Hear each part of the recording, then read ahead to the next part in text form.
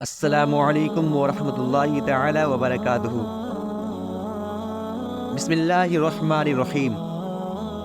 ملک یمن میں آباد قبیلہ طے کے سردار حاتم طائی کے پاس عربی نسل کا ایک بہت عمدہ گھوڑا تھا۔ خوبصورتی اور تیز رفتاری میں یہ گھوڑا اپنا جواب نہیں رکھتا تھا۔ ایک دن روم کے بادشاہ کے دربار میں حاتم طائی کی سخاوت اور اس کے تیز رفتار گھوڑے کے بارے میں گفتگو ہو رہی تھی۔ اپنی اپنی معلومات کے مطابق ہر شخص حاتم طائی کی تعریف کر رہا تھا۔ درباریوں کی یہ باتیں سن کر بادشاہ نے کہا، جب تک آزمانا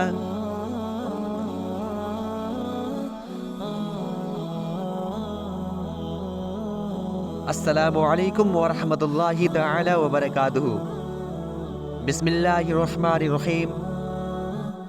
ملک یمن میں آباد قبیلہ طے کے سردار حاتم طائی کے پاس عربی نسل کا ایک بہت عمدہ گھوڑا تھا۔ خوبصورتی اور تیز رفتاری میں یہ گھوڑا اپنا جواب نہیں رکھتا تھا۔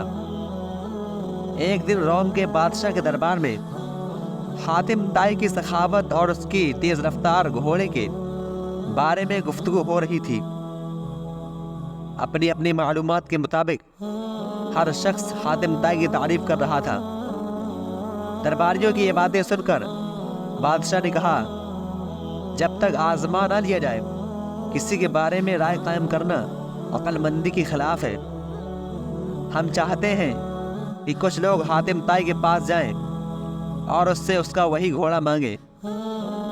اگر وہ دے دیں تو بے شک تعریف کا مستحق ہے، اور اگر کوئی عذر کرے تو ثابت ہو جائے گا کہ ریاکار ہے۔ سب نے بادشاہ کی اس بات سے اتفاق کیا، اور وزیر کچھ لوگوں کو ہمراہ لے کر حاتم طائی کے پاس پہنچ گیا۔ شاہ روم کا یہ وفد رات کے وقت حاتم کے گھر پہنچا۔ اتفاق سے اس رات موسلا دھار بارش ہو رہی تھی اور بادل خوفناک انداز میں گرج رہا تھا، یعنی آندھیوں کا زبردست طوفان تھا۔ ایسے موسم میں بہت سے مہمانوں کے کھانے اور آرام کا انتظام کرنا بہت دشوار کام تھا۔ ان تمام مسائل اور مشکلات کے باوجود حاتم نے دسترخوان پر بہترین بنا ہوا گوشت مہمانوں کی خدمت میں پیش کیا۔ صبح ہوئی تو ادھر ادھر کی باتوں کے بعد وزیر نے اپنے آنے کا مقصد بیان کیا، اور وہ گھوڑا اس سے مانگا جس کی دور دور تک شہرت تھی۔ وزیر کی یہ بات سن کر حاتم طائی نے افسوس کے انداز میں ہاتھ ملے، پھر بولا، اگر آپ وہ گھوڑا ہی لینے آئے تھے تو آتے ہی یہ بات کیوں نہ بتا دی؟ اب تو وہ پیارا گھوڑا اس دنیا میں نہیں ہے۔